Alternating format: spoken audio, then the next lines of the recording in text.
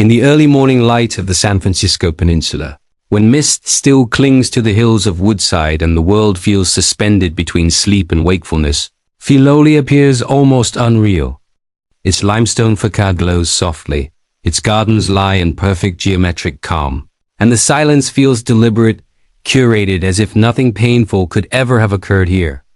Birds move through clipped hedges. Gravel paths wait for footsteps. From a distance, Filoli looks like what it was designed to be, a sanctuary of order, beauty, and permanence. And yet beneath this stillness lies a truth that refuses to stay buried. This mansion, built as a monument to control and harmony, would ultimately be linked to 4 graves. Not legends, not rumors, real people, real deaths, and a legacy far darker than its gardens suggest. Filoli was never meant to feel haunted. It was conceived in the heart of American optimism, during a time when California's industrial elite believed wealth could insulate them from chaos, that architecture could impose order on life itself. The estate was designed to embody balance between nature and structure, power and restraint, luxury and discipline. Even its name carried intention. Filoli was an acronym drawn from a personal motto: fight for a just cause. Love your fellow man. Live a good life. It sounds noble, almost moral.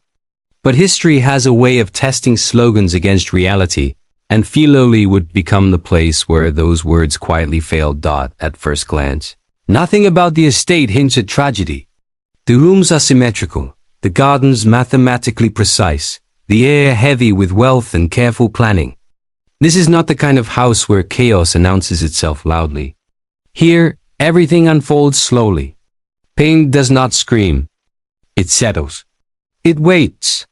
Filoli's story is not one of sudden collapse, but of pressure accumulating behind closed doors, of expectations that suffocate rather than inspire, of lives shaped and ultimately broken by a desire for control. This is not a ghost story in the traditional sense.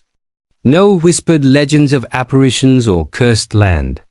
The darkness of Filoli is far more unsettling because it is entirely human.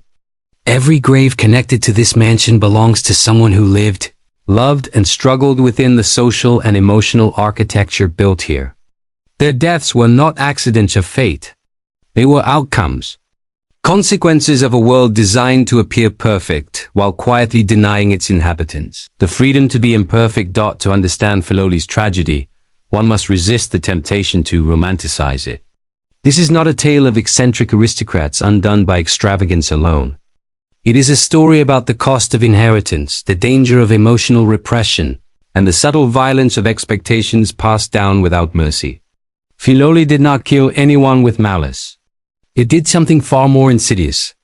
It created conditions where despair could grow unnoticed, where suffering remained invisible until it was irreversible. The estate's isolation played a crucial role. Though geographically close to San Francisco, Filoli existed in its own world, removed from public scrutiny and ordinary social rhythms. Within its walls, family dynamics intensified. Power imbalances hardened. Silence became a form of control. What appeared serene from the outside often felt suffocating from within. The mansion did not merely witness personal struggles, it magnified them. Visitors today walk through Filoli with admiration. They marvel at the craftsmanship, the gardens, the sense of timelessness. Few stop to consider the emotional cost embedded in its design. Fewer still know that this house outlived every family member who tried to claim it as home. One by one, the people most closely tied to Filoli would disappear, leaving behind rooms that remained untouched, furniture frozen in place, and a silence that deepened with every passing year. This documentary is not about condemning wealth, nor about turning tragedy into spectacle. It is about understanding how environments shape lives, how power can become isolating, and how even the most beautiful places can conceal unbearable weight. Filoli's story forces us to ask an uncomfortable question. When a house survives everyone who loved it, who does it truly belong to? By the end of this story, Filoli will no longer appear as a peaceful estate on a hillside. It will stand revealed as something far more complex, a symbol of ambition, restraint, and loss. Four graves mark its history, but the real darkness lies not in death itself, but in the quiet path that led there. And once that path becomes visible, FILOLI can never be seen the same way again. William Bowers-born II was born into a world where power did not need to announce itself loudly. It was assumed, inherited, and quietly reinforced through institutions, contracts, and land. By the early 20th century, Bourne stood among California's most influential industrialists. A man whose wealth came from mining, railroads, and infrastructure industries that reshaped landscapes and dictated lives without ever asking permission. He was not a flamboyant tycoon in the mold of the East Coast barons. Bourne's authority was colder, more restrained, rooted in systems rather than spectacle. He believed deeply in order, hierarchy, and discipline, and he carried those beliefs into every corner of his personal life. To understand FILOLI, one must first understand Bourne's relationship with control. He was a man who trusted planning over emotion, structure over spontaneity. In business, this mindset made him formidable. He managed complex operations, navigated volatile markets, and emerged wealthy enough to retire early, his fortune secure long before many of his peers slowed down. But the habits that protected him in industry would become far more dangerous when applied to human relationships. Bourne did not see control as oppressive. He saw it as responsible. To him, authority meant stewardship, and stewardship meant imposing order for the greater good. When Bourne decided to build FILOLI, he was not simply constructing a residence. He was designing a world that reflected his philosophy. The estate would be insulated from disorder, shielded from unpredictability, and governed by rules that mirrored his own internal code. This was not about indulgence. It was about permanence. Bourne wanted a place that would endure beyond his lifetime. A physical manifestation of values he believed were timeless: discipline, restraint, and purpose. Yet there was a contradiction at the heart of this ambition. Bourne was deeply uncomfortable with chaos, but life, unlike architecture, resists total control. People change. Emotions erupt. Illness intrudes. No blueprint can account for grief or desire or despair. FILOLI, from its very conception, was an attempt to deny that reality. It was built to suppress volatility rather than accommodate it, and that suppression would exact a price. Bourne's personal motto, fight, love, life, suggests a man aware of moral responsibility. But the way he interpreted those words was uniquely rigid. To fight was to defend principles, not people. To love was to provide materially, not emotionally. To live was to endure with dignity, not to express vulnerability. These interpretations shaped how he governed his household. Affection was indirect. Expectations were implicit but unforgiving. Silence, rather than conversation, became the default mode of conflict resolution. Within this framework, Bourne's authority was absolute. Decisions were rarely debated.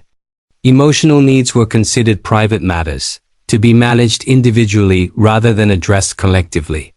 FILOLI was not a place where feelings were discussed openly. It was a place where composure was rewarded and distress quietly sidelined. This atmosphere did not feel cruel to Bourne.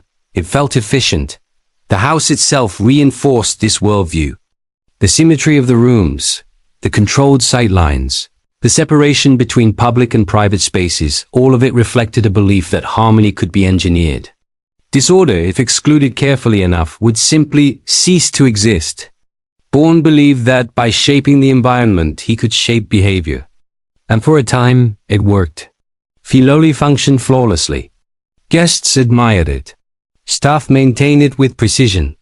From the outside, it appeared as a triumph of rational design, but beneath that polished surface, cracks began to form.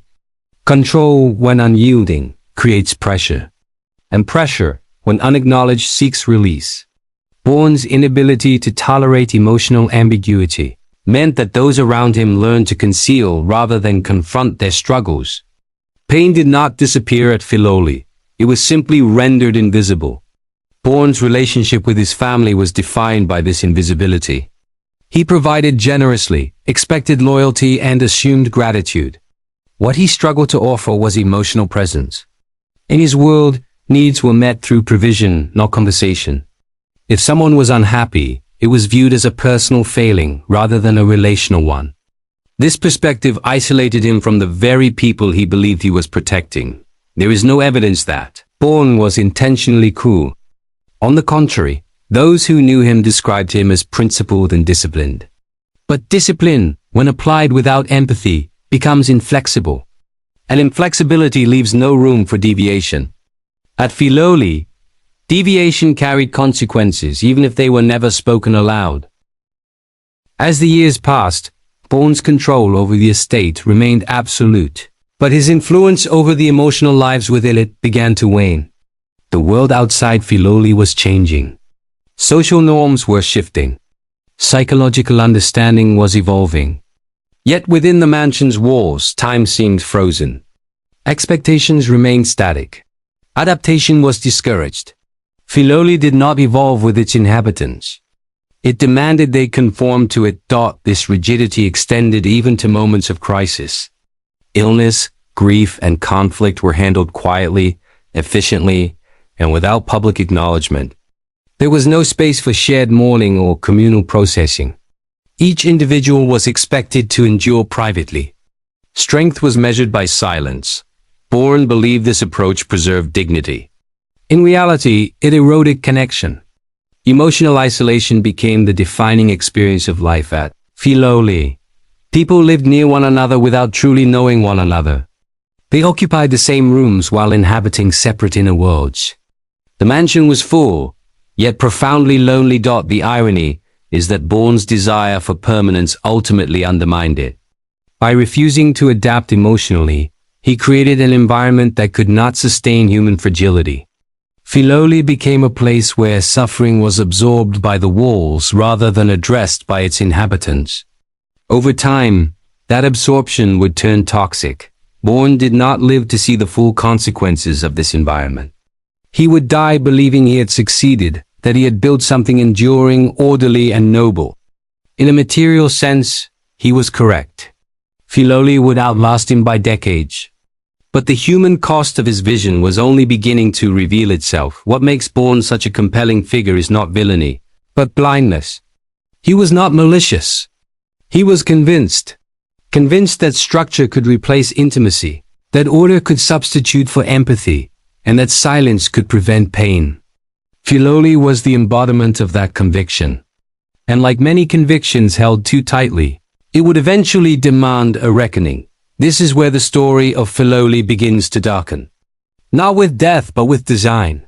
Not with violence, but with philosophy. The mansion did not become tragic by accident. It was shaped room by room by a man who believed control was kindness and permanence was proof of love. The tragedy lies in how completely he underestimated the cost of that belief. As we move forward in this story, the focus will shift from the builder to those who are asked to live within his vision. They inherited not only wealth and beauty, but an unspoken code that offered no mercy for weakness. And it is within that inheritance that Filoli's 4 graves begin to take shape, long before the first life is lost. Filoli was not designed to feel like a home in the conventional sense. From its earliest sketches, it was conceived as a system, a carefully calibrated environment where architecture, landscape, and human behavior would exist in disciplined alignment. Construction began in 1915, at a moment when America's industrial elite believed deeply in rational order, efficiency, and the moral superiority of structure. William Bowers Bourne, too, did not approach the project emotionally. He approached it analytically. Every decision, from the placement of walls to the shaping of gardens, was meant to reinforce control, predictability, and permanence. Filoli was architecture as philosophy rendered in stone. The mansion rose in the Georgian Revival style, a deliberate choice rooted in symmetry, restraint, and classical proportion. This was not the flamboyant excess of some Gilded Age estates. There were no wild towers or theatrical flourishes. Instead, Filoli presented itself with quiet authority, balanced facades, repeating windows, clean lines, It projected stability rather than extravagance, suggesting that power did not need to shout. It simply needed to endure. Bourne believed this aesthetic communicated moral seriousness, and in many ways it did. But it also communicated something else: rigidity. Inside, the house followed the same logic. Rooms flowed in deliberate sequences, public spaces carefully separated from private ones. Circulation was controlled. Sight lines were intentional. One was always aware of where one stood in relation to the whole. There was no architectural ambiguity. Filoli did not invite wandering or improvisation. It directed movement. Even comfort was structured. Furniture was arranged not for intimacy, but for order. The house did not adapt to its occupants. The occupants were expected to adapt to the house. This design philosophy extended beyond aesthetics into psychology. Bourne believed that environment shaped character. A controlled space would produce disciplined people. A symmetrical world would discourage emotional excess. Filoli was meant to regulate not only behavior, but feeling. It created a sense of constant composure, a subtle pressure to remain contained. In such a space, strong emotion felt out of place, almost improper. The house quietly instructed its inhabitants on how to exist within it. The gardens, often celebrated as Filoli's crowning achievement, were perhaps the clearest expression of this mindset.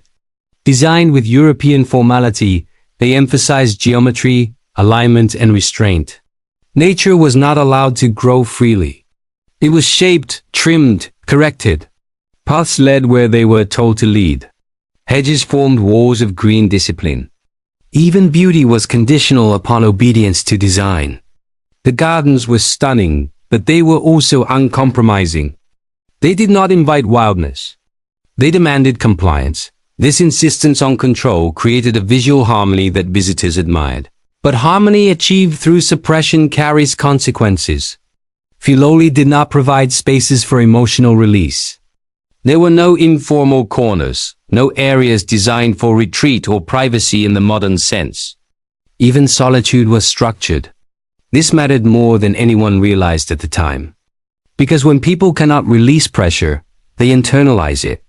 And when internalization becomes habitual, it can turn destructive.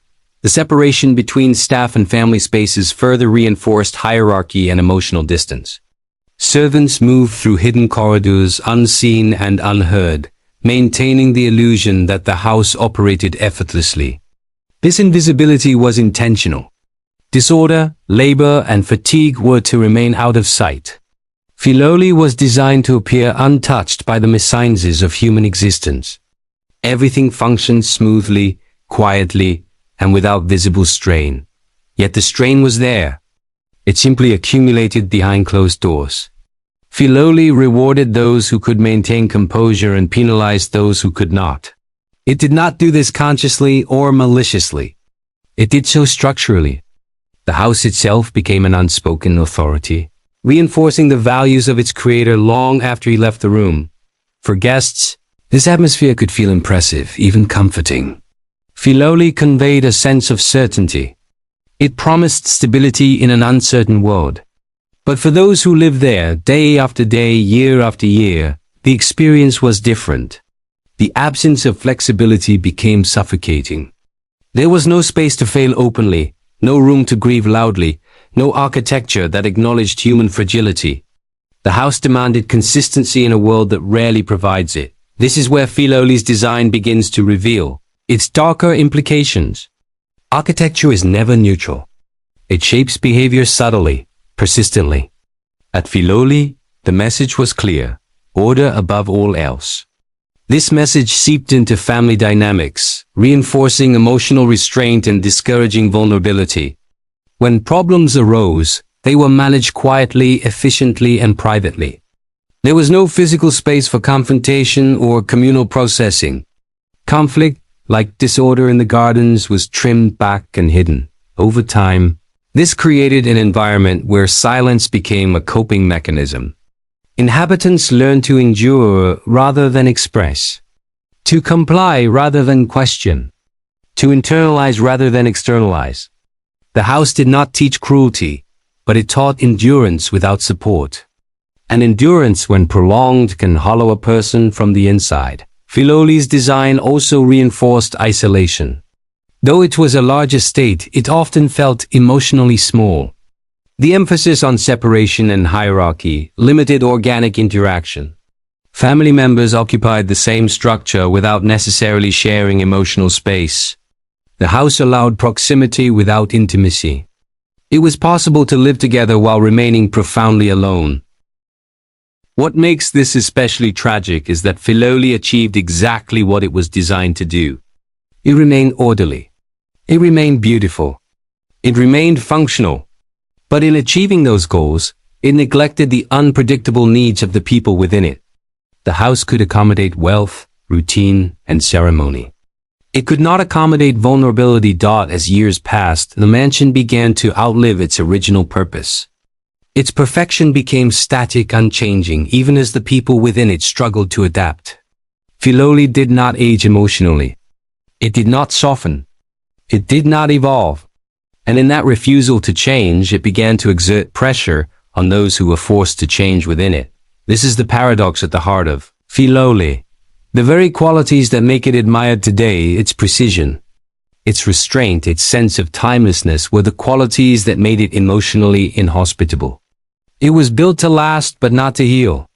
It preserved surfaces while neglecting inner lives. When tragedy eventually struck, it did not feel sudden to those who understood the house. It felt inevitable. Filoli had been accumulating silence for years. Each unspoken frustration, each unacknowledged grief, settled into the structure like sediment. The mansion did not cause despair directly. It created conditions where despair could deepen unnoticed. In this way, Filoli becomes more than a backdrop. It becomes an active participant. Not through intention, but through design. It shaped behavior, reinforced expectations, and limited emotional expression. It did what architecture often does best. It normalized a way of being until alternatives became unthinkable.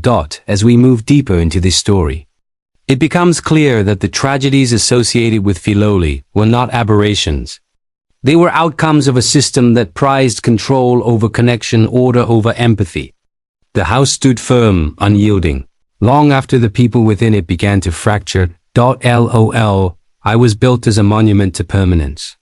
But permanence without flexibility becomes brittle. And brittle systems, no matter how beautiful, eventually break those who depend on them. The mansion's walls remained intact.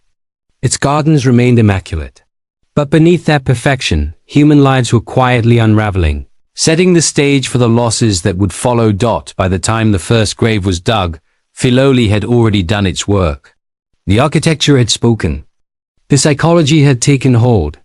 And the cost of building a world without room for weakness was about to be paid in full. Agnes Moody Bourne entered Filoli not as an equal partner in its creation, but as someone expected to inhabit it gracefully, quietly, and without disruption. In the historical record, she appears faintly, almost indistinct, a woman defined more by her role than her voice. This absence is itself revealing.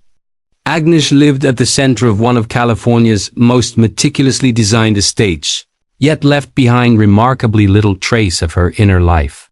At Filoli, silence was not merely a personal trait. It was a condition of belonging. Agnes came from a respectable background and married William Bowers Bourne, the second at a time when marriages among elite families were as much about stability as affection. She entered a world shaped entirely by her husband's worldview, a world already planned down to its smallest detail. Filoli was rising from the ground as their marriage settled into routine, and Agnes became part of the environment. Bourne was constructing a presence expected to harmonize, not challenge. The estate demanded composure, and Agnes, by all accounts, provided it. Life at Filoli offered material comfort without emotional freedom. Agnes occupied rooms of great beauty, yet those rooms did not belong to her in the emotional sense. The house reflected Bourne's mind, not hers. Decisions were made, structures imposed, routines established. Agnes's role was to exist within that structure, maintaining social obligations and domestic order without disturbing the carefully balanced atmosphere. She was visible when required, invisible when not thought. As years passed, Anna's health began to decline. The details are sparse, but the pattern is familiar to historians of elite households in this era. Illness was handled discreetly, shielded from public view, managed privately. At Filoli, this approach was amplified by the house's design and ethos. Vulnerability was not accommodated openly. Suffering was something to be contained, not shared. Agnes did not become the center of concern. She became another quiet problem to be managed efficiently. Her illness unfolded in a place that offered no emotional refuge. There were no informal spaces for comfort, no architectural softness to retreat into. Even care felt procedural. Filoli was excellent at maintaining appearances but poor at sustaining intimacy. Anna's weakening body became a disruption to the order the house demanded, and like all disruptions at Filoli, it was minimized rather than confronted. This was not cruelty in the obvious sense. There is no evidence of neglect or malice. What existed instead was emotional distance so normalized that it went unquestioned. Agnes was cared for materially. She was not held emotionally. Her decline did not prompt transformation within the household. The routines continued. The gardens remained immaculate. The silence deepened. As her health deteriorated, Agnes retreated further from public life. She became increasingly confined, her world shrinking to a handful of rooms within an enormous estate. Filoli, vast and orderly, offered no solace to someone confronting mortality. It did not respond to her fear or fatigue. It simply remained itself, unchanged and unyielding. In this environment, illness became isolating in a way that transcended the physical. Anna's death came quietly. There was no dramatic moment, no rupture that forced the household to re-examine itself. She died as she had lived at Filoli, without disruption. Her passing was absorbed into the rhythm of the estate with chilling efficiency. Life continued. The house remained immaculate. The order held. This is the first grave in Filoli's story, and it is the most easily overlooked. Agnes did not die violently. She did not rebel. She did not leave behind scandal or spectacle. And yet her death marks the moment when Filoli reveals its deepest flaw. The house could survive loss without reflection. It could absorb grief without transformation. That ability, often mistaken for strength, would become its most dangerous trait. Anna's absence did not change Filoli's emotional climate. If anything, it intensified its emptiness. The spaces she once occupied did not adjust to her loss. They remained fixed, indifferent. Her death did not soften the house. It hardened it. Silence, already entrenched, became permanent. For William Bourne, Anna's death reinforced rather than challenged his worldview. The system had functioned. The estate had endured. Order had been preserved. There was no incentive to reconsider the emotional architecture of his world. If grief was felt, it was private and unexpressed. Publicly, Filoli remained exactly as it had been designed to be, but something fundamental had shifted. The house had claimed its first life, not through violence, but through indifference. Anna's death established a pattern. Filoli did not destroy openly. It eroded quietly. It allowed people to disappear without consequence to the structure itself. This pattern would repeat, each time with greater intensity. Anna's story matters not because of what is documented, but because of what is missing. There are no letters filled with anguish, no recorded confrontations, no dramatic resistance. Her life at Filoli exemplifies how women in such environments were often erased emotionally while remaining physically present. She existed, she endured, and then she vanished, leaving behind a house that never acknowledged her absence. This erasure had consequences for those who remained. Anna's death became part of the emotional foundation of Filoli, a silent lesson in how suffering was handled. It taught those who followed that pain should be contained, that vulnerability would not be met with communal support, and that endurance was the only acceptable response. This lesson would shape the lives of the next generation in ways no one could yet foresee. The tragedy of Agnes Moody Bourne is not that she died young or suffered dramatically. It is that her life and death passed through Filoli without leaving a mark on its emotional structure. The house did not grieve. It did not adapt. It did not learn. It simply continued, unchanged, as if loss were an expected and manageable cost of permanence. In this sense, Agnes becomes the first true casualty of Filoli's philosophy. Her death reveals that the estate's greatest strength, its ability to endure without alteration, was also its greatest weakness. A place that cannot change in response to loss becomes complicit in the suffering that follows. As the story moves forward, the consequences of this rigidity will become impossible to ignore. The next generation will inherit not only wealth and beauty, but a legacy of silence established by Agnes's quiet disappearance. Filoli has taken its first grave, and the ground beneath its perfect gardens has begun imperceptibly to shift. William Bourne III was born into a world already decided for him. Long before he could articulate desire or resistance, his future had been carefully outlined by lineage, wealth, and expectation. He was the only son of William Bowers Bourne II, heir not just to a fortune, but to a philosophy, one that valued control over expression and endurance over introspection. From childhood, William III was shaped by an environment that did not ask who he wanted to become, but assumed who he would be. Filoli was not simply the backdrop of his upbringing. It was its defining force. Growing up within the mansion's walls meant growing up inside a system that prized composure above all else. Emotional volatility was quietly discouraged. Questions were answered with structure rather than reassurance. William III learned early that approval came not through curiosity or vulnerability, but through alignment. To belong at Filoli was to conform. And as the sole male heir, the pressure to embody that conformity was relentless. His education followed the expected trajectory of elite American families of the era. Prestigious schools, carefully curated social exposure, and preparation for leadership. Yet beneath this polished exterior, there are indications that William III struggled with the weight of inevitability. He was not groomed to discover his own strengths or limits. He was groomed to inherit responsibility without complaint. The distinction is subtle, but devastating. Responsibility can empower when chosen. When imposed, it can suffocate. At Filoli, there was little room to fail safely. The house itself seemed to demand perfection. Its symmetry, its silence, its unchanging order created a constant reminder of what was expected. William III lived under the shadow of a father whose authority was unquestioned and whose emotional distance was normalized. Approval was implicit, conditional, and rarely articulated. Love, when present, was assumed rather than expressed. The death of Agnes Moody Bourne left an emotional vacuum that was never addressed. For William III, her quiet disappearance reinforced a lesson he had already absorbed. Pain is endured privately, not processed collectively.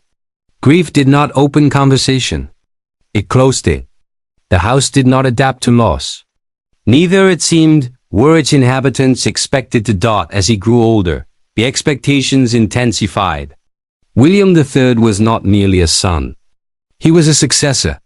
The estate, the fortune, the legacy, all of it pointed toward him as the continuation of his father's vision. There was no language within the household for doubt or hesitation.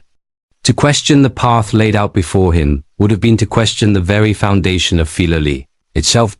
Yet signs of inner conflict emerged quietly. Those who later reflected on William III's life described him as reserved, introspective, and burdened. He was not outwardly rebellious. He did not challenge authority openly. Instead, his struggle turned inward. In an environment that offered no outlet for emotional expression, internalization became his only option. This internalization was reinforced by social expectations beyond the estate. As a man of his class and position, William III was expected to project confidence, stability, and competence. Emotional struggle was not merely discouraged. It was incompatible with the role he was expected to play.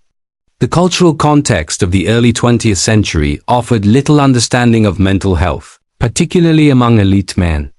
Vulnerability was equated with weakness. Silence was equated with strength. Filoli magnified these pressures. Its grandeur did not offer escape. It intensified scrutiny.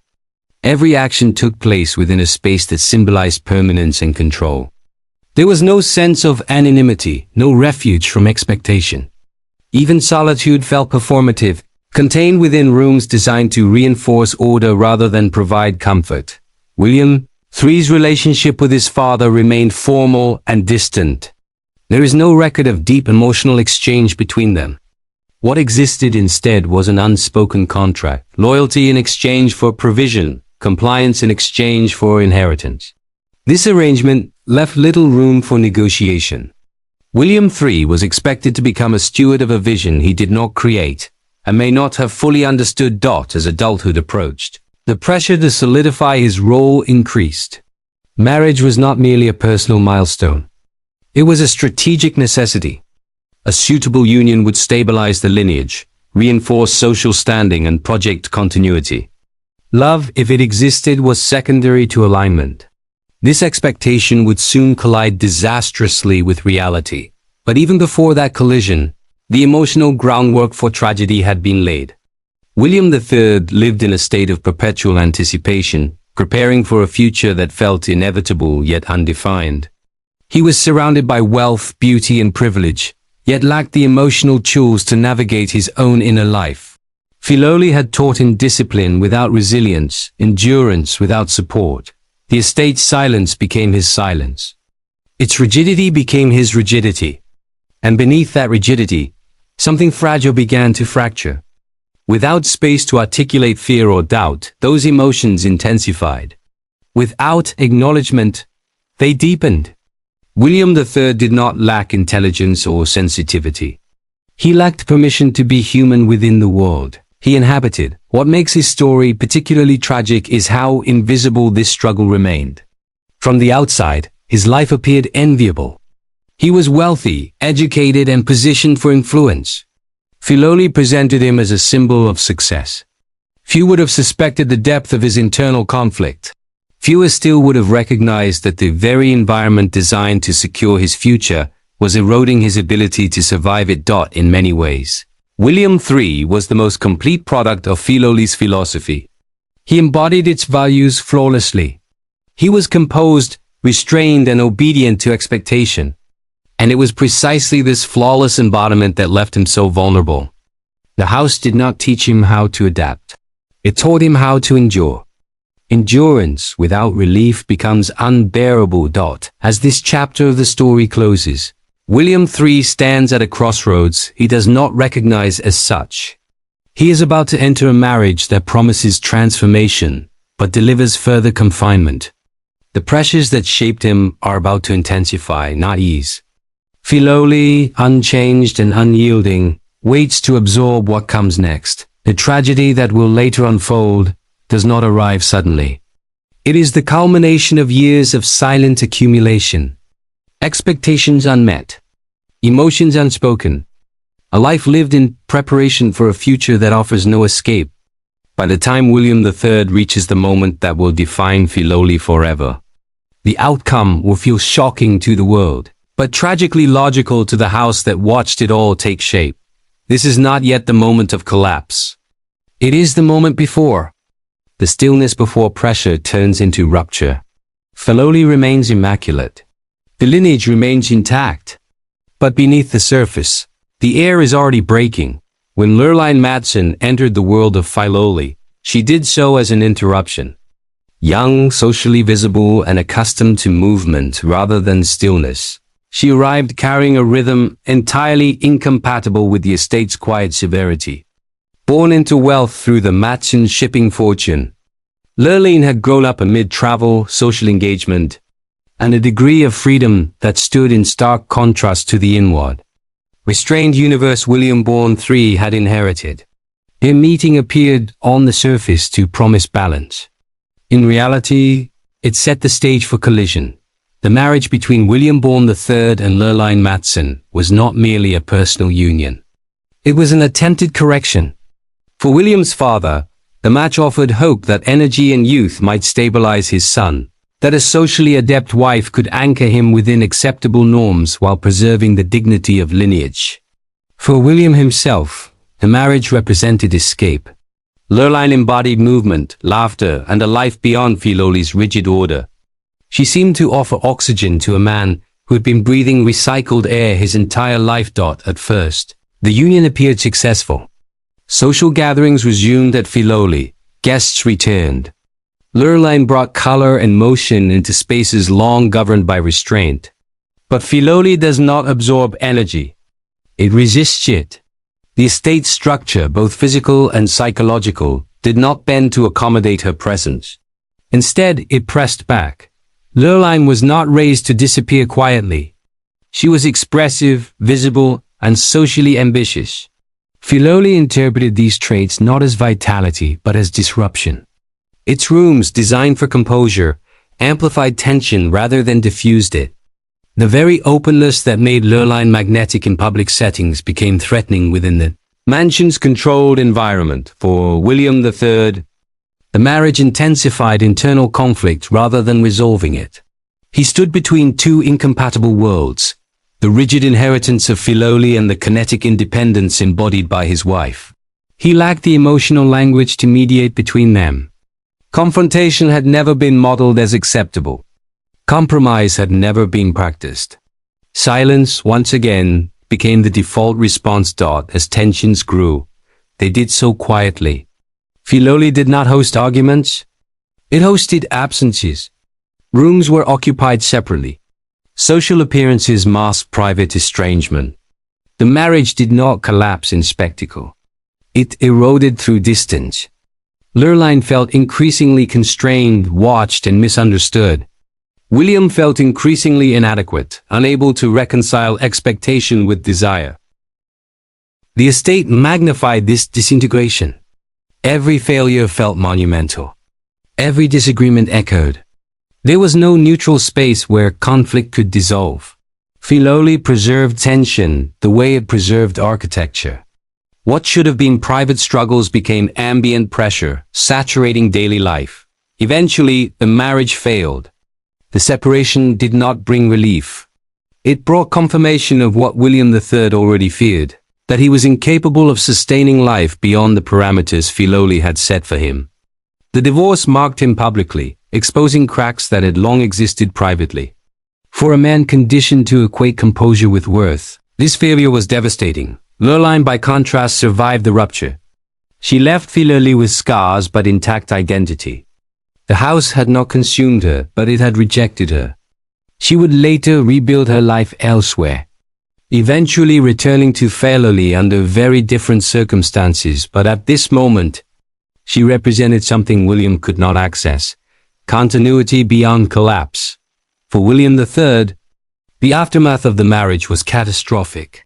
The one path that had seemed to offer escape now stood closed. His father's expectations remained. The estate remained unchanged. And now, the illusion of personal rescue through love had dissolved. Filoli closed in again, tighter than before. The years following the divorce were marked by increasing isolation. William III withdrew socially. His movements narrowed. His sense of self, already fragile, began to disintegrate. The mansion that had once symbolized inheritance now felt like confinement. Every corridor reinforced memory. Every room echoed failure. Filoli did not forget. It preserved. Mental health in this era was not addressed with compassion or clarity. Depression was not named. Despair was not treated. It was endured or hidden. William III did both. He remained physically present, emotionally absent, trapped between expectation and exhaustion. The tragedy of this period lies not in a single event, but in accumulation. Filoli did not push William toward destruction with cruelty. It did so with indifference.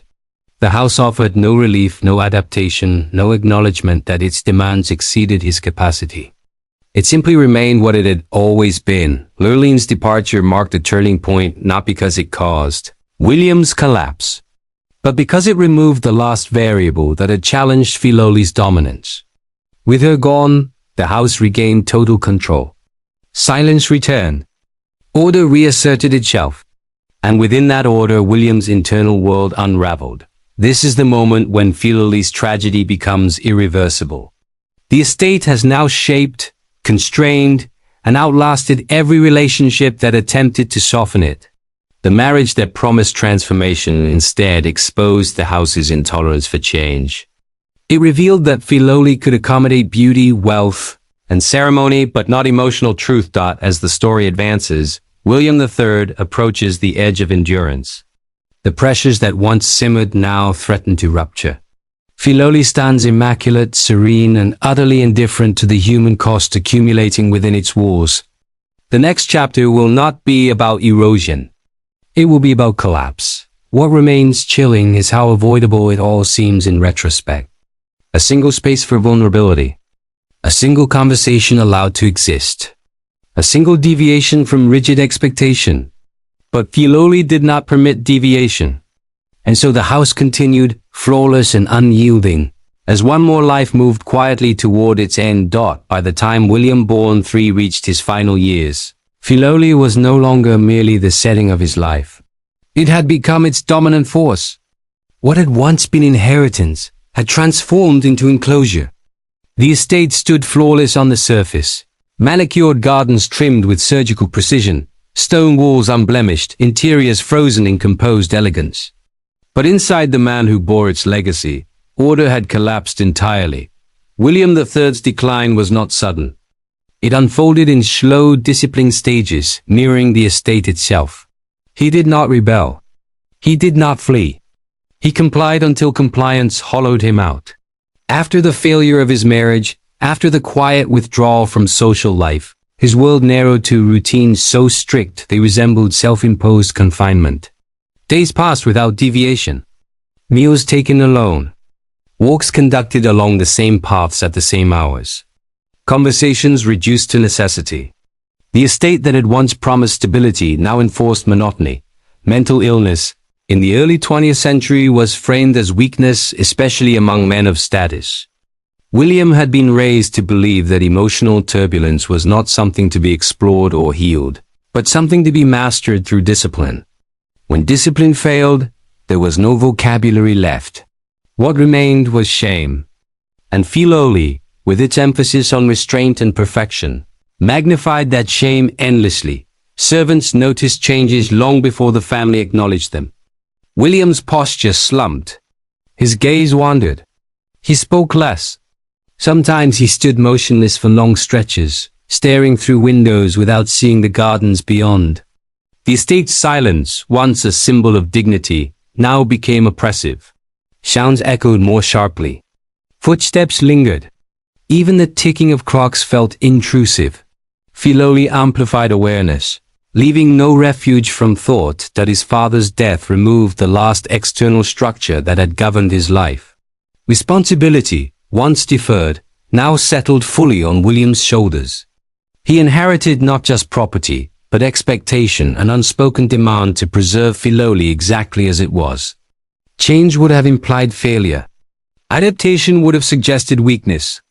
And so William maintained the estate meticulously. Even as he himself deteriorated. There is a particular cruelty in inherited perfection. It leaves no room for struggle. Filoli had been built to reflect success achieved, not success pursued. William was expected to inhabit triumph without having earned it on his own terms. This dissonance eroded his sense of legitimacy. He was the master of a world that did not feel like his creation, and therefore did not feel like his refuge. As his mental state worsened, isolation deepened. Invitations declined. Visits shortened. He became increasingly reluctant to leave the estate, as if the world beyond its gates posed an even greater threat than the suffocation within. Filoli, once a symbol of openness and order, now functioned as containment. The gardens that had been designed to soothe now felt surveillant. Every path led back to the same center. Depression is often described as heaviness, but for William III it manifested as rigidity. Emotion did not overflow. It calcified. His life became an exercise in maintaining appearances while internally disengaging from meaning. The estate continued to operate flawlessly. Staff performed their duties. Events occurred as scheduled. But William himself was receding, becoming a ghost within his own home. The tragedy of this phase lies in its invisibility. There was no scandal, no dramatic collapse. Filoli hid suffering well. Its very elegance functioned as camouflage. Outsiders saw stability, privilege, security. They did not see the relentless pressure of expectation, bearing down on a man who had never been taught how to ask for help. The end came quietly, as everything of Filoli did. William Bourne III died by suicide in 1936, within the confines of the estate that had shaped his entire existence. His death was not accompanied by spectacle. It was handled with discretion, absorbed into the silence the house knew so well. The official explanations were minimal. Details were softened. The family moved swiftly to preserve dignity. But the reality could not be erased. Filoli had claimed its first grave. William's death marked a rupture, not just personally, but symbolically. The estate had now crossed an invisible threshold. It was no longer merely a grand house with a complicated history. It had become a site of irreversible loss. The silence that followed his passing was heavier, no longer neutral. Rooms that had once held tension now held absence for William's mother. Agnes, the loss was devastating and disorienting. She had outlived her husband and now her son, the intended heir. The lineage that Filoli was meant to secure had ended.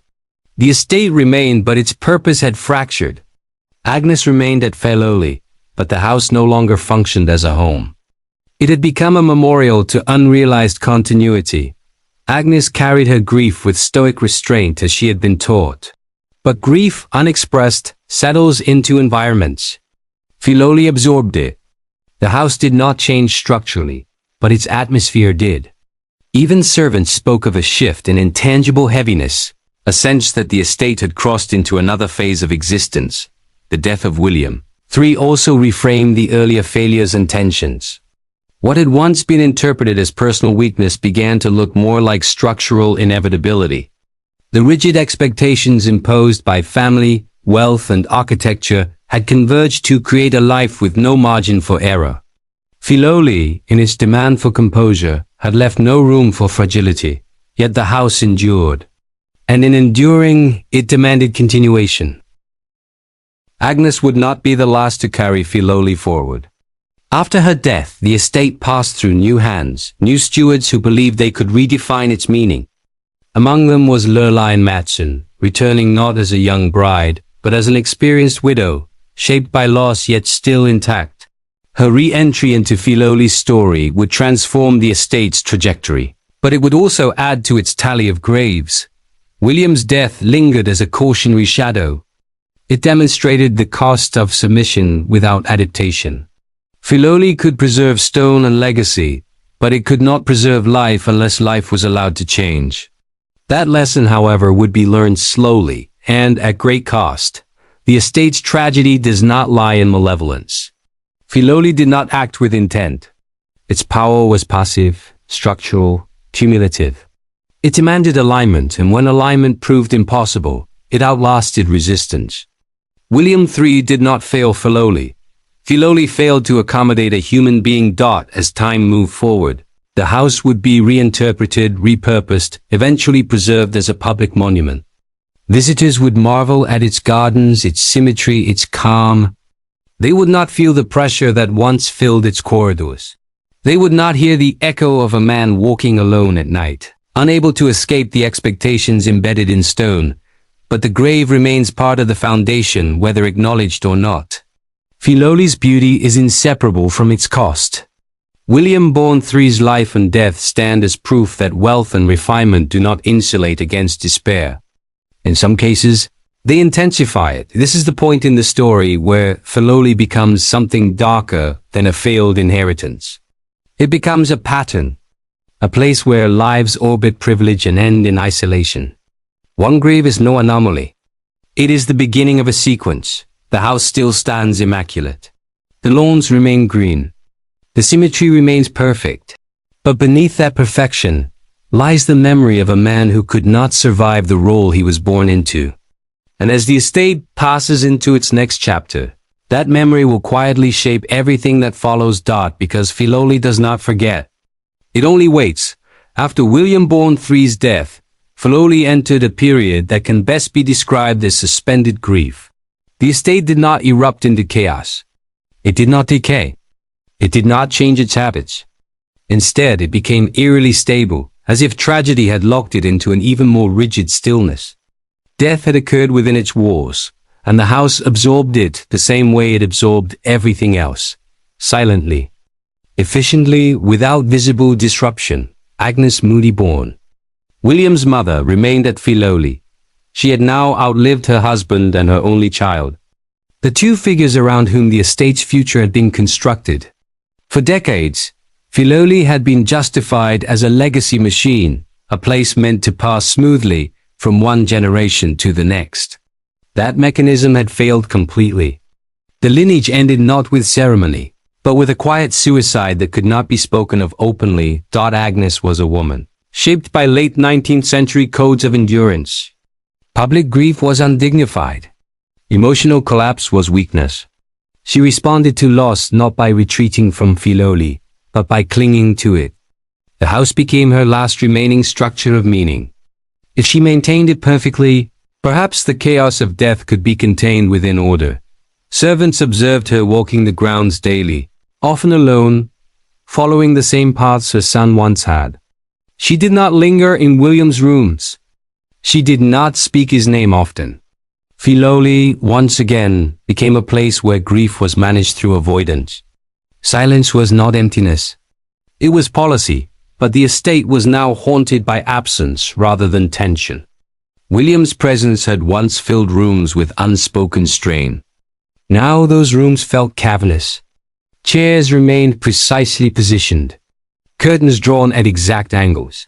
Yet everything felt provisional, as if the house itself was waiting to be told what it was now supposed to be. Agnes understood that Filoli could not simply remain a mausoleum. She was aging. Her health was declining. The estate needed a future, or it would slowly become an artifact of unresolved sorrow. It was at this point that a remarkable reversal occurred, one that would fundamentally alter Filoli's trajectory. Lurline. Matson returned. Her re-entry into Filoli's story is one of the most psychologically complex chapters in the mansion's history. She did not return as William's wife. That role had ended long ago, consumed by incompatibility and quiet resentment. She returned as a widow herself, shaped by loss, wealth, and survival. Her husband, George Washington Kress, founder of the S.S. Kresge retail empire, had died in 1925. Leaving Lurline with immense resources and independence. This time, Lurline approached Filoli not as an intruder, but as a negotiator. Agnes, facing her own mortality, saw in Lurline something she had not seen before: continuity without bloodline. Lurline had known the house. She understood its rhythms, its expectations, its dangers.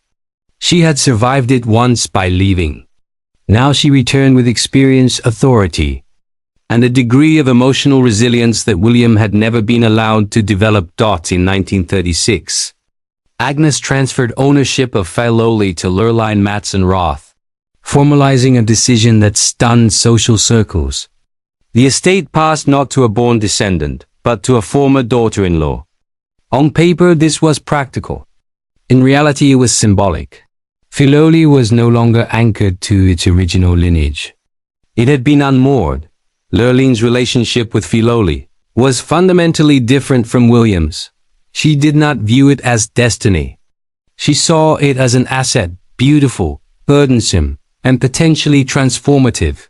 She was emotionally attached but not dependent. This distinction mattered. It allowed her to act where others had frozen. One of her first acts was to reassert motion within the estate. Filoli, which had been suspended in grief, began to breathe again. Social gatherings resumed, cautiously at first. Guests returned. Music was heard. The gardens, long manicured but emotionally dormant, became places of activity rather than contemplation. Yet the ghosts did not vanish. Lurline was acutely aware that she now lived in a house marked by death. Not metaphorical death, but literal graves, one already present, others yet to come. She did not attempt to erase this history. Instead, she managed it. Filoli became a place where loss was acknowledged through preservation rather than silence. Under her stewardship, the estate shifted subtly but decisively. The rigidity that had crushed William was softened. Rooms were repurposed. Boundaries were redrawn. Filoli began, for the first time, to adapt rather than resist. But adaptation did not mean peace. The emotional cost of Filoli had not disappeared. It had merely changed form. Lurline herself carried scars from her first marriage, from the quiet humiliation of incompatibility, from witnessing William's decline at a distance she could not bridge. Returning to Filoli meant confronting unresolved memory, not escaping it. Unlike Agnes, Lurline did not retreat inward. She externalized meaning. She saw Filoli not as a family nest, but as a stage for legacy beyond blood. This shift would ultimately save the estate, but it would not prevent further tragedy. Agnes died in 1940. With her passing, the last living link to Filoli's original vision was severed. The house was now fully Lurline's, unencumbered by inherited expectation. Yet the weight of the past remained embedded in its walls. Lurline lived at FILOLI for decades, stewarding it through economic upheaval, war, and social change. She transformed it into a place of hospitality and philanthropy, eventually arranging for its preservation as a public estate. From the outside, this appears as a redemptive arc. The mansion that consumed its heirs would now serve the public, but redemption at Filoli is never uncomplicated. Lurline herself would die in 1973, marking the third grave tied to the estate's story. Her death was natural, expected, and handled with dignity, yet it reinforced a pattern that could not be ignored. Filoli did not simply outlive its occupants. It absorbed them into its narrative. The estate passed into institutional care, becoming a cultural landmark, admired for its gardens, architecture, and serenity. Visitors would walk its paths, unaware of the psychological weight those paths once carried. Filoli had been sanitized for public consumption, and yet, the tally continued.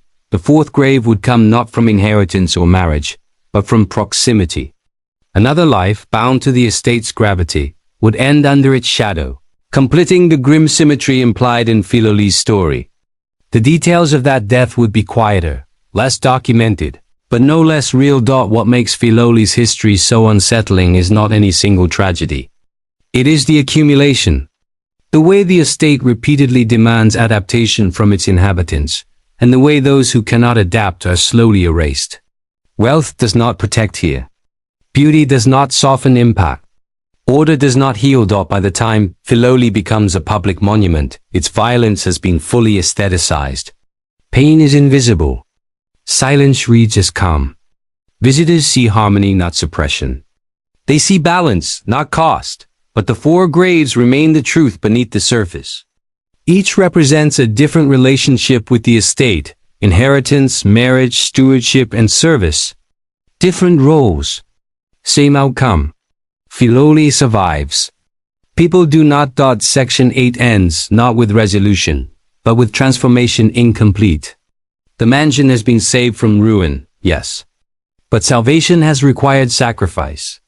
The question that lingers as we move forward is not whether Filoli endures, but what endurance demands in return.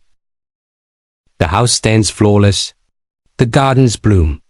The public walks freely through spaces once charged with grief. And beneath that tranquility lies a history that cannot be pruned away, a reminder that some places are not merely inhabited.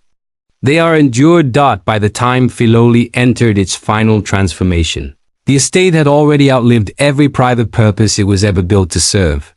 What remained was not a family home, not a symbol of dynastic ambition, and not even a personal refuge. It had become something far more abstract and far more unsettling, a place preserved precisely because the people who gave it meaning were gone. Section 9 begins at this moment, when Filoli's story shifts from lived experience to curated memory.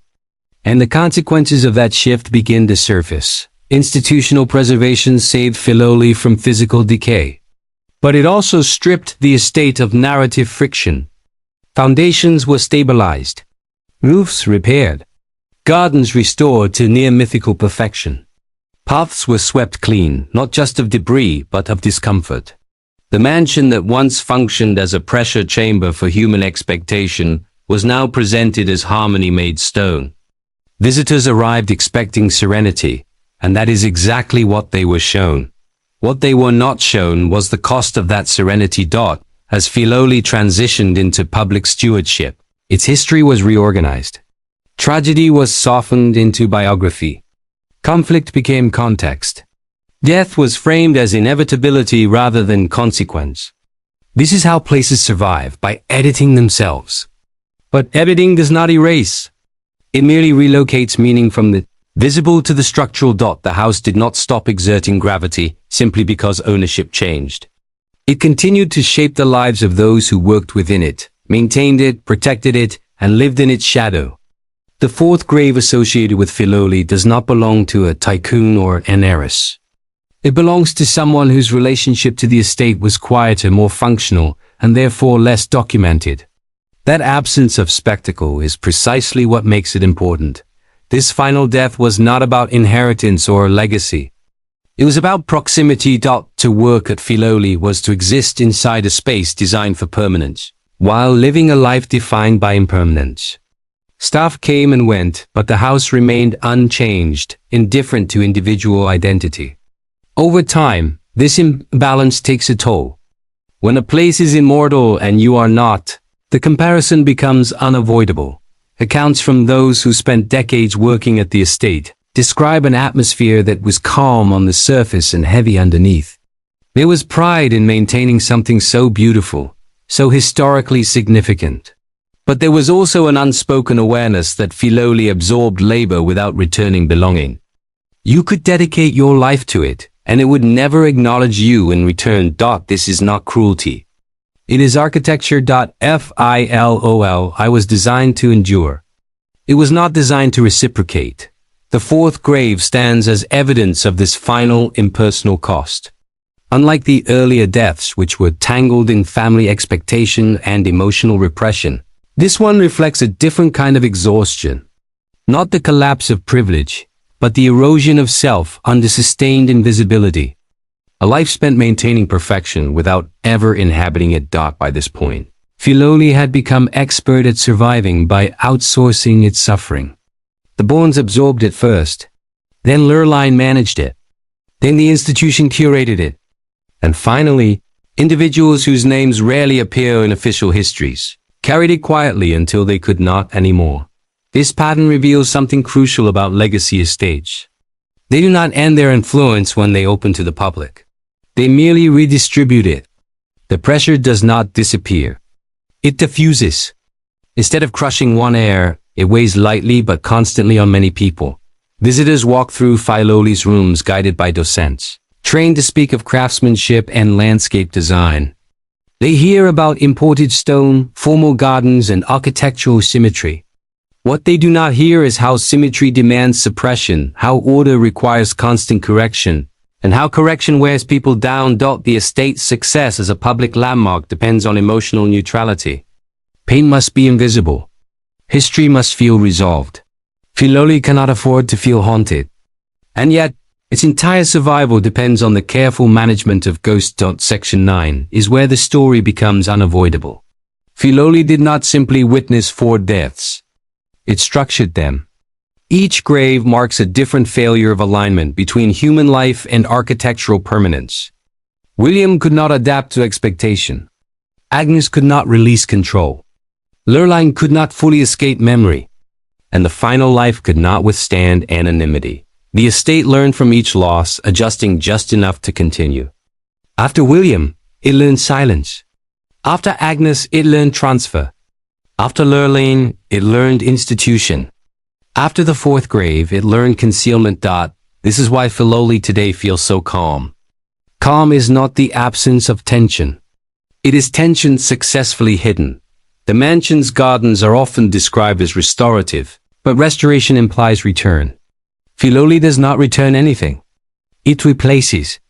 It substitutes living meaning with aesthetic continuity.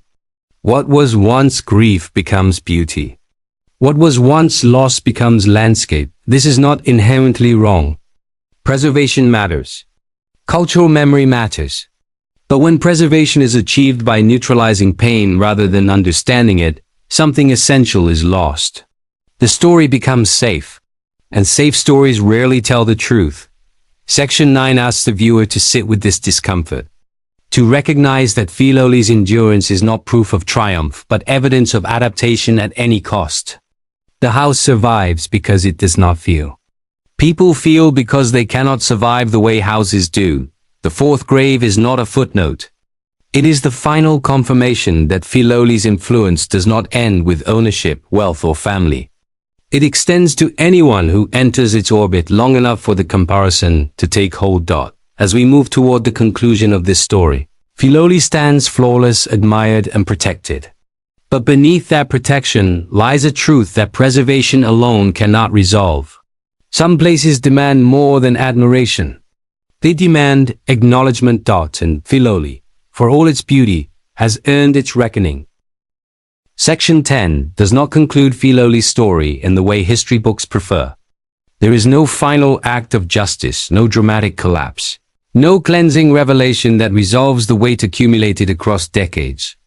Instead, it ends where Filoli itself now exists in quiet perfection, admired, protected, and fundamentally misunderstood.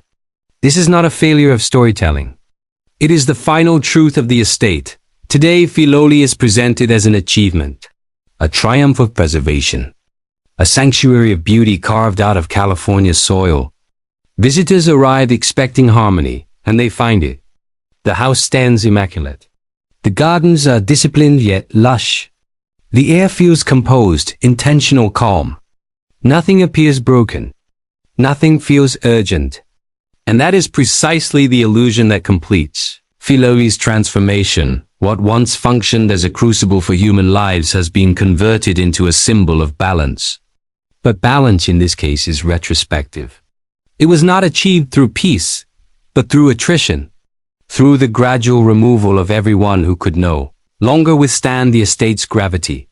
The four graves tied to Filoli are not accidents. They are markers of incompatibility between human limitation and architectural permanence. Each life collided with the same reality from a different angle, and each paid a price that preservation narratives rarely acknowledge. William Bourne III was crushed by expectation. He inherited not just wealth, but an identity that allowed no deviation. Filoli did not permit weakness, and he had nowhere else to put it. His death was the first rupture, the moment when the estate revealed that its beauty was conditional on emotional suppression. Agnes Moody Bourne survived him, but survival is not the same as living. She preserved Filoli with the devotion of someone clinging to the last stable structure in a collapsing world. Her grief was disciplined into maintenance. Her love became control. She did not die because of Filoli, but she was consumed by it in quieter ways. Until the estate became her only remaining purpose, Lurline Matson Roth was different. She adapted. She redefined her relationship to Filoli not as destiny, but as stewardship. She saved the estate by refusing to let it own her completely. Yet even she could not escape its emotional residue. She lived with memory embedded in every corridor, every view. Her success was real, but it required distance, management, an eventual surrender to institutional care. The fourth grave, the least documented and most telling, belongs to someone without legacy, without wealth, without architectural authorship. A life tied to Filoli through labor rather than inheritance. This death strips away the lost illusion that tragedy at Filoli was confined to elites. It reveals that the estate's influence is not selective. It affects anyone who remains within its orbit long enough to feel the imbalance between permanence and selfhood. By the time Filoli becomes a public treasure, its violence has been fully transformed into silence. Silence is not emptiness. It is containment. The house has learned to survive by appearing resolved. Visitors walk through rooms once charged with tension, unaware that the calm they feel is not natural but curated. They admire the symmetry without understanding that symmetry is achieved through exclusion. Disorder is not absent because it never existed. It is absent because it was removed. This is the final act of Filoli's story, Aesthetic absolution. The estate no longer needs heirs. It no longer needs justification. It exists because it exists, protected by law, philanthropy, and admiration. In this form, Filoli is immortal. And immortality, when paired with beauty, is often mistaken for innocence. But houses do not forget. They remember structurally, in wear patterns, in room placement, in what is preserved and what is erased. Filoli remembers every version of itself, even if the narrative presented to the public does not. The gardens bloom where grief once stagnated. Paths curve gently over emotional fault lines. Windows frame views that once symbolized control, inheritance, and expectation. None of this is visible unless you know what to look for. And most people are not meant to look that closely. That is the final cost of preservation without reckoning. The story survives, but its meaning is diluted. Filoli becomes beautiful instead of difficult. Admired instead of questioned. Section 10 asks the viewer to resist that comfort, because Filoli is not simply a mansion with a dark past. It is a case study in how wealth, architecture, and silence conspire to outlast human consequence. It demonstrates how tragedy can be absorbed, redistributed, and ultimately concealed beneath layers of cultural value. The estate did not end in 4 graves because it was cursed. It ended in 4 graves because it demanded alignment and punished deviation. Because it required people to adapt to it, rather than adapting to the people who lived within it. In this way, Filoli is not unique. It is exemplary. Across history, legacy estates function the same way. They promise continuity, but only on their terms. They reward compliance and erase vulnerability. When they fail people, they do so quietly, leaving behind beauty as evidence of success. Filoli's final form is therefore its most dangerous. Not because it harms, but because it persuades. It persuades visitors that order is natural, that balance is benign, that silence is peace. It persuades history to forgive without fully understanding. But the 4 graves remain, whether acknowledged or not. They are the estate's unremovable footnotes. Each one contradicts the narrative of effortless elegance. Each one insists that something was paid for what we now enjoy. As the camera pulls back in the final moments of this documentary, Filoli stands unchanged. Sunlight moves across stone walls. Leaves stir gently in the gardens. Everything appears exactly as it should, and that is the point. Filoli did not collapse. It did not burn. It did not fade into ruin. It endured. And endurance, when examined closely, is not always a virtue. The mansion remains. The people are gone. And the silence that fills its rooms is not emptiness, but accumulation, the sum of lives shaped, strained, and ultimately absorbed by a place that was never meant to be lived in gently. This is not a ghost story. It is something far more unsettling. It is a story about survival without mercy.